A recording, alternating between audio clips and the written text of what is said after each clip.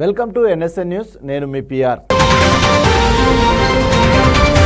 GST కుంభకోణంలో ప్రభుత్వ మాజీ ప్రధాన కార్యదర్శి సోమేష్ కుమార్పై హైదరాబాద్ సిసిఎస్ పోలీసులు కేసు నమోదు చేశారు. వాణిజ్య పన్నుల శాఖ అదనపు commissioner Kasi Visweswararao, deputy commissioner Sivaramaprasad, IIT Hyderabad assistant professor Sobhan Babu, ఫ్లియాంటో టెక్నాలజీస్ ప్రైవేట్ లిమిటెడ్ నిందితులుగా ఉన్న ఈ కేసులో 5వ నిందితుడిగా సోమేష్ కుమార్ను చేర్చారు. వాట్సాప్ గ్రూప్ ఏర్పాటు చేసుకుని మరీ వీరు అక్రమాలకు పాల్పడినట్లు గుర్తించారు. రాష్ట్రంలో భారీ జీఎస్టీ కుంభకోణం వెలుగు చూసింది. వాణిజ్య పన్నుల శాఖ జాయింట్ కమిషనర్ రవి కానూరి ఇచ్చిన ఫిర్యాదు మేరకు హైదరాబాద్ సిసిఎస్ పోలీసులు కేసు నమోదు చేశారు. ఒక్క తెలంగాణ బేవరేజెస్ కార్పొరేషన్ పన్ను ఎగవేత ద్వారానే వాణిజ్య పన్నుల శాఖకు 1000 కోట్లకు పైగా నష్టం వాటిల్లగా మరో 11 ప్రైవేటు సంస్థలు సుమారు 400 కోట్లు ఎగవేసినట్లు ప్రాథమికంగా గుర్తించినట్లు ఆ ఫిర్యాదులో పేర్కొన్నారు. ఎఫ్ఐఆర్ ప్రకారం మానవ వనరులకు సరఫరా చేసే big lift technologies and solutions private limited పన్ను చెల్లించకుండానే 25.51 కోట్ల ఇన్పుట్ ట్యాక్స్ క్రెడిట్ తీసుకొని మోసానికి పాల్పడినట్టు తేలిన నేపథ్యంలో వాణిజ్య పన్నుల శాఖ అంతర్గతంగా విచారణ జరిపింది. వాణిజ్య పన్నుల శాఖకు సాంకేతికను అందించే సర్వీస్ ప్రొవైడర్గా ఐఐటి హైదరాబాద్ వ్యవహరించింది. రాష్ట్రంలో పన్ను చెల్లింపుదారులు నమోదు చేసే ఐటీ రిటర్న్స్ అక్రమాలను గుర్తించడంతో పాటు డేటాను విశ్లేషించడం సర్వీస్ ప్రొవైడర్ చేయాల్సిన పని. పన్ను చెల్లింపుదారుల్లో ఎవరైనా అక్రమాలకు పాల్పడితే సర్వీస్ ప్రొవైడర్ రూపొందించిన స్క్రూటినీని మాడ్యూల్ గుర్తించాల్సి ఉంటుంది. కానీ బిగ్ లిప్ టెక్నాలజీస్ అక్రమాలకు పాల్పడిన ఈ మాడ్యూల్ గుర్తించలేదు. వాణిజ్య పన్నుల శాఖ అంతర్గత విచారణలో తీగలాగితే డొంక కదిలింది. బిగ్ లీప్ అక్రమాల నేపథ్యంలో వాణిజ్య పన్నుల శాఖ నియమించిన అధికారి గతేడాది డిసెంబర్ 26న ఐఐటి హైదరాబాద్ ప్రాంగణంలో విచారణ జరిపారు.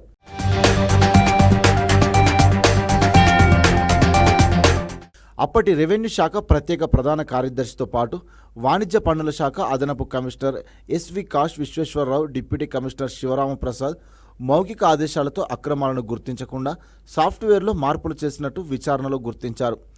ఐజీఎస్టీలో అక్రమాలను గుర్తించకుండా సాఫ్ట్వేర్లో మార్పులు చేసిన కారణంగా ప్రభుత్వ ఖజానాకు నష్టం వాటిల్లినట్లు తెలిపారు. ఈ నివేదిక ఆధారంగా కాశీ విశ్వేశ్వరరావు, శివరామప్రసాద్ ఫ్లియాంటో టెక్నాలజీస్ ప్రైవేట్ లిమిటెడ్ను వాణిజ్య పన్నుల శాఖ వివరణ కోరింది. సోమేష్ కుమార్ ఆదేశాలతోనే తాము సాఫ్ట్వేర్లో మార్పులు చేయాలని సూచించినట్టు వారు వివరణ ఇచ్చారు.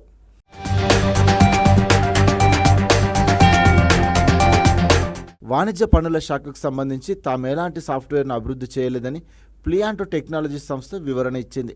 ఈ నేపథ్యంలో తమ శాఖకు ఐఐటి హైదరాబాద్తో జరిగిన ఒప్పందం గురించి మరింత లోతుగా వివరాలు రాబట్టేందుకు జనవరి 25న స్టేట్ ఆడిట్ డిపార్ట్మెంట్ డైరెక్టర్కు వాణిజ్య పన్నుల శాఖ ఉన్నతాధికారులు లేఖ రాశారు. పలు లోపాలున్నట్లు ఆడిట్ డిపార్ట్మెంట్ నివేదిక ఇచ్చింది. డేటా అంతా ఐఐటి హైదరాబాద్ నియంత్రణలోనే ఉందని, డేటాలో అవసరమైనప్పుడు మార్పులు చేసేందుకు అవకాశం ఉందని వెల్లడించింది. మరోవైపు ఐఐటి హైదరాబాద్ నిర్వహణలో ఉన్న డేటాబేస్ ఆడిట్ అప్లికేషన్ల గురించి సిడాక్ నుంచి సైతం వాణిజ్య పన్నుల శాఖ నివేదిక తెప్పించింది.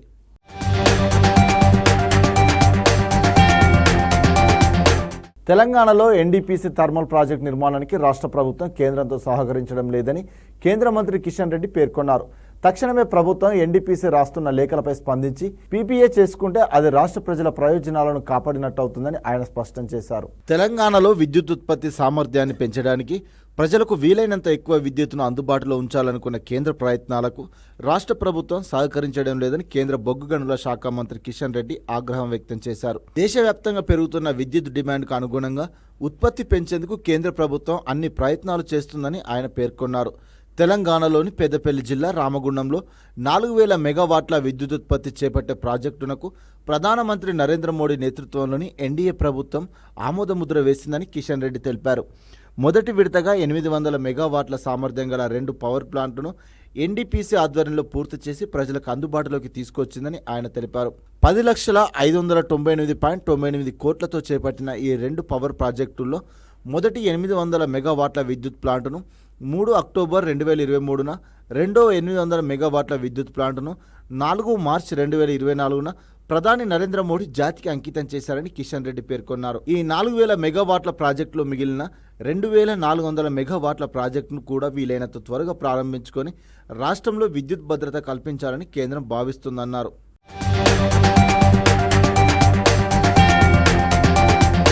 రైతు రుణమాఫీపై సీఎం రేవంత్ రెడ్డి చెప్తున్న మాటలు అన్నదాతలను గందరగోళానికి గురిచేస్తున్నాయి. తాజాగా ఆయన చేసిన వ్యాఖ్యలతో గడువులోపు రుణమాఫీ పూర్తవుతుందా అనే సందేహాలు నెలకొన్నాయి. రుణమాఫీపై సీఎం రేవంత్ రెడ్డి చెప్తున్న మాటలు రైతులను గందరగోళానికి గురిచేస్తున్నాయి. నాగర్ కర్నూలు జిల్లా కల్వకుర్తి నియోజకవర్గం వెల్దండ మండలం కోట్రా చౌరస్తాలో దివంగత జైపాల్ రెడ్డి విగ్రహాన్ని మంత్రులు దామోదర రాజనరసింహ, జూపల్లి కృష్ణారావుతో కలిసి ఆవిష్కరించిన అనంతరం కల్వకుర్తి పట్టణంలో నిర్వహించిన బహిరంగ సభలో రేవంత్ ప్రసంగించారు. నెలాఖరులోపు 1.5 లక్షల వరకు మాఫీ చేస్తాం, ఆగస్టులోగా 2 లక్షల రుణమాఫీ చేస్తాం, నేను విదేశాలకు వెళ్లి వచ్చిన వెంటనే రుణమాఫీ పూర్తి చేస్తామని సీఎం మరోమారు స్పష్టం చేశారు. అయితే ఇప్పటికే రుణమాఫీపై రైతాంగంలో గందరగోళం నెలకొన్నది. 1 లక్షలోపు రుణాలన్నీ మాఫీ చేసినట్టు ప్రభుత్వం చెబుతున్నా దాదాపు సగం మంది రైతులు తమకు జరగలేదని అంటున్నారు. ఈ నేపథ్యంలో ఆగస్టులో తన విదేశీ పర్యటన తర్వాత 2 లక్షల వరకు రుణమాఫీ చేస్తానని ముఖ్యమంత్రి తాజాగా చెప్పడంతో అనుమానాలు మరింత తీవ్రమయ్యాయి. అసలు సీఎం విదేశీ పర్యటనకు రుణమాఫీ అమలుకు సంబంధం ఏమిటన్న ప్రశ్న తలెత్తుతున్నది. మరోసారి రుణమాఫీ గడువు మారుతున్నదా అనే చర్చ జరుగుతున్నది.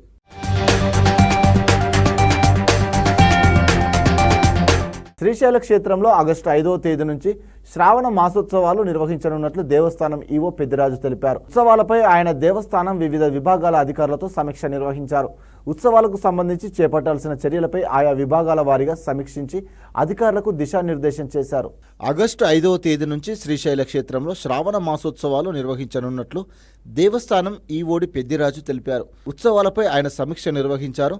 ఉత్సవాల సందర్భంగా తెలుగు రాష్ట్రాలతో పాటు మహారాష్ట్ర, కర్ణాటక, ఉత్తరాది నుంచి భక్తులు తరలివచ్చే అవకాశం ఉందన్నారు పెద్దిరాజు. భక్తులకు ఎలాంటి ఇబ్బందులు లేకుండా అవసరమైన అన్ని ఏర్పాట్లు పగడ్బందీగా చేయాలని సూచించారు.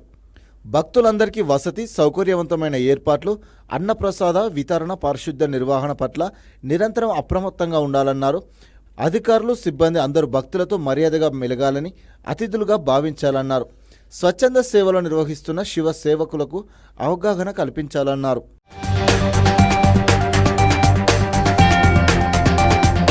ఇక నీ కలలను పక్కన పెట్టేయని నా మనసు నాకు ఎన్నిసార్లు చెప్పిందో, అపజయాలంతే మన నమ్మకాన్ని నిర్వీర్యం చేస్తాయి, కానీ వాటిని అధిగమిస్తేనే, ఆ దశను దాటితేనే విజయ తీరాలకు చేరగలుగుతామంటుంది భారత స్టార్ షూటర్ మను భాకర్. తాను అక్షరాలా అదే చేసింది. ప్రపంచ యావనికపై తిరుగులేని విజయాన్ని నమోదు చేసుకుంది. 14 ఏళ్ల టీనేజర్గా షూటింగ్ రేంజ్లోకి అడుగుపెట్టింది మను భాకర్. పారిస్ ఒలింపిక్స్ వేదికగా సంచలన విజయాన్ని నమోదు చేసుకుంది. ఆమెది హర్యానాలోని గజ్జర్ దగ్గరున్న గోరియా గ్రామం. తండ్రి రామకిషన్ భాకర్ మర్చాంట్ నేవీలో పనిచేస్తుంటారు. తల్లి సుమేధ గృహిణి. ఆ రాష్ట్రంలో బాలబాలికల నిష్పత్తిలో తీవ్రమైన వ్యత్యాసం, ఆడపిల్లలపై ఆంక్షలు ఎక్కువే. అయితే అవేవి తమ బిడ్డపై ప్రభావం చూపించకూడదనుకున్నారు ఆమె తల్లిదండ్రులు. కూతురు ఇష్టాలు, లక్ష్యాలకు చైతన్యవ్వాలనుకున్నారు. ఆడపిల్లలకు ఆటలెందుకన్న వారి మాటలు లెక్క చేయక కష్టసుఖాల్లో కూతురికి అండగా నిలిచారు.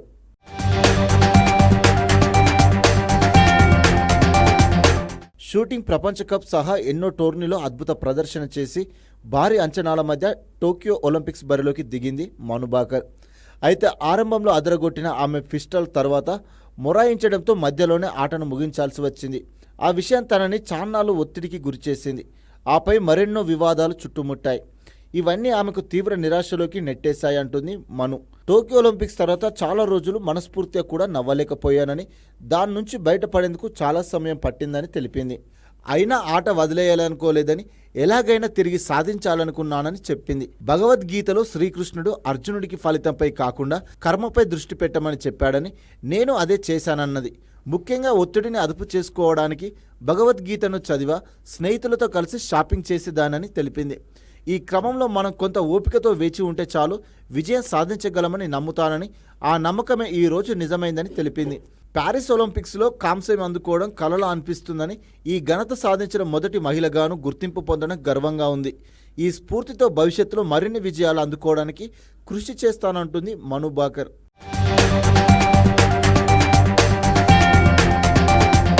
హైదరాబాద్లో భూముల ధరలు భారీగా పెరగడంతో వాటి పరిరక్షణ కోసం రాష్ట్ర ప్రభుత్వం ప్రత్యేక చర్యలు చేపట్టింది. నగరం చుట్టూ ఉన్న ప్రభుత్వ భూములను గుర్తించి వివరాలు పక్కగా నమోదు చేసేందుకు ప్రత్యేక అధికారులను నియమించింది. ఎవరైనా ప్రభుత్వ భూములను ఆక్రమిస్తే తక్షణం ఫిర్యాదు చేసేందుకు ప్రత్యేక టోల్ ఫ్రీ నెంబర్లు, కంట్రోల్ రూమ్ నెంబర్లను అందుబాటులోకి తెచ్చింది. భూ ఆక్రమణలకు సంబంధించిన సమాచారం అందిస్తే కఠిన చర్యలు తీసుకుంటామని హైడ్రా కమిషనర్ రంగనాథ్ తెలిపారు. సమాచారం ఇచ్చి వారి వివరాలను గోప్యంగా ఉంచుతామని తెలిపారు.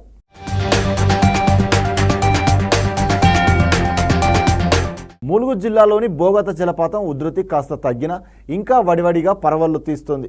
తెల్లటి పాలదారులా కనిపిస్తూ పరవళ్లు తొక్కుతూ అందరినీ కన్నార్పకుండా చేస్తుంది. బోగాతను సందర్శించడానికి పోలీసులు అనుమతి ఇవ్వడంతో పెద్ద సంఖ్యలో పర్యాటకులు వచ్చి బోగాత అందాలను తనివితీరా వీక్షించారు. కేవలం జలపాతాన్ని చూసేందుకే రావచ్చని, జలపాతంలో దిగి స్నానాలు చేయరాదని పోలీసులు హెచ్చరిస్తున్నారు.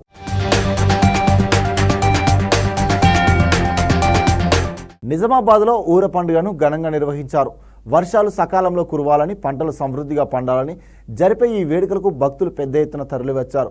జిల్లాలోని పలు చోట్ల కొలువైన గ్రామ దేవతల ఊరేగింపు అంగరంగ వైభవంగా సాగింది. శివసత్తుల పూనకాలు, పోతరాజుల విన్యాసాలతో ఆలయ ప్రాంగణాలన్నీ కిక్కిరిసిపోయాయి.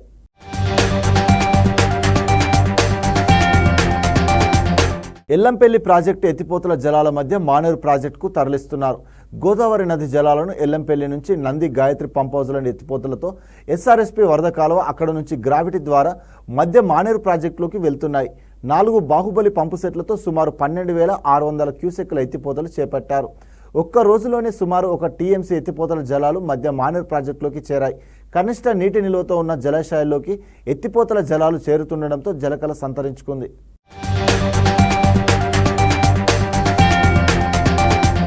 కులగణన చేపట్టిన తర్వాతే స్థానిక సంస్థల ఎన్నికలు నిర్వహించాలని బీసీ సంక్షేమ సంఘం జాతీయ అధ్యక్షుడు ఆర్ కృష్ణయ్య డిమాండ్ చేశారు. హైదరాబాద్ బాషీర్బాగ్ ప్రెస్ క్లబ్లో బీసీ రిజర్వేషన్ల పెంపు అనే అంశంపై జరిగిన సమావేశంలో కృష్ణయ్య పాల్గొన్నారు. కాంగ్రెస్ ఎన్నికల్లో ఇచ్చిన హామీ మేరకు కులగణన చేపట్టి 20 నుంచి 42% రిజర్వేషన్లు పెంచాలని డిమాండ్ చేశారు.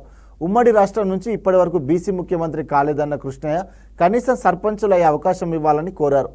బీసీ బిల్లుపై పార్లమెంటులో ఇండి కూటమి ప్రైవేట్ బిల్లు పెడితే అన్ని పార్టీలను ఒప్పిస్తారని కృష్ణయ్య వెల్లడించారు.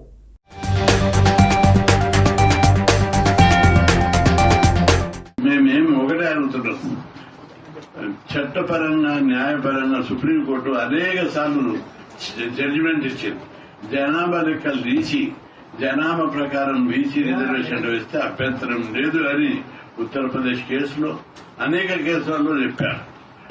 కాబట్టి కులగణనే ముఖ్యం. ఇప్పుడు కులగణన వెంటనే చేపట్టి రాజకీయ రిజర్వేషన్లను లోకల్ బాడీ లోపల పెంచాలని మేము డిమాండ్ చేస్తున్నాం. పెంచకపోతే రాష్ట్రంలో యుద్ధమే జరుగుతుందని కూడా హెచ్చరిస్తున్నాం. కేంద్ర బడ్జెట్లో ప్రతిపక్ష పార్టీలు అధికారంలో ఉన్న రాష్ట్రాలకు తీవ్ర అన్యాయం జరిగిందన్న విమర్శలను కేంద్ర ఆర్థిక శాఖ మంత్రి నిర్మలా సీతారామన్ తిప్పికొట్టారు. కర్ణాటక కాంగ్రెస్ నేతలపై తీవ్ర స్థాయిలో మండిపడ్డారు. కర్ణాటకకు కేంద్ర నిధులు కేటాయించడం లేదంటూ తప్పుడు సమాచారాన్ని కాంగ్రెస్ నేతలు వ్యాప్తి చేస్తున్నారని ఆర్థిక మంత్రి ఆరోపించారు. బీజేపీ హయాంలో ఆ రాష్ట్రానికి నిధులు కేటాయింపు గణనీయంగా పెరిగినట్లు తెలిపారు. ప్రధాని 10 ఏళ్ల పాలనలో కర్ణాటక అభివృద్ధికి 2.95 లక్షల కోట్లకు పైగా నిధులు మంజూరు చేసినట్లు పేర్కొన్నారు. 2004-2014 మధ్య అధికారంలో ఉన్న యూపీఏ ప్రభుత్వం కేవలం 81,000 కోట్లు మాత్రమే కర్ణాటకకు ఇచ్చినట్లు నిర్మలా సీతారామన్ వెల్లడించారు.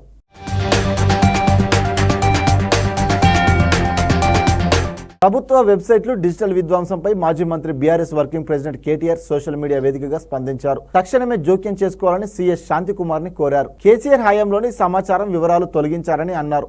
గత ప్రభుత్వ సమాచారం వివరాలు రాష్ట్ర ప్రజల ఆస్తి అని చెప్పారు. భావితరాల కోసం ఈ డిజిటల్ సంపదను రక్షించాలని కోరారు. వెంటనే సీఎస్ తగిన చర్యలు తీసుకోకపోతే న్యాయపరంగా ముందుకు వెళ్తామని అన్నారు. కాగా గతంలోనూ అధికారిక వెబ్సైట్ల నుంచి ముఖ్యమైన సమాచారం మాయమవుతుందని ఆరోపించారు. దీని వెనుక పాలకుల హస్తం ఉందని అనుమానం వ్యక్తం చేశారు. 2014 జూన్ నుంచి 2023 డిసెంబర్ వరకు కేసీఆర్ సీఎంగా పరిపాలన సాగించారని, కేసీఆర్ పరిపాలనకు సంబంధించిన సమాచారాన్ని వేల కొలది ఫోటోలు, వీడియోలను వెబ్సైట్లు, సోషల్ మీడియా ఖాతాల నుంచి తొలగించారని కేటీఆర్ ఆరోపిస్తున్నారు.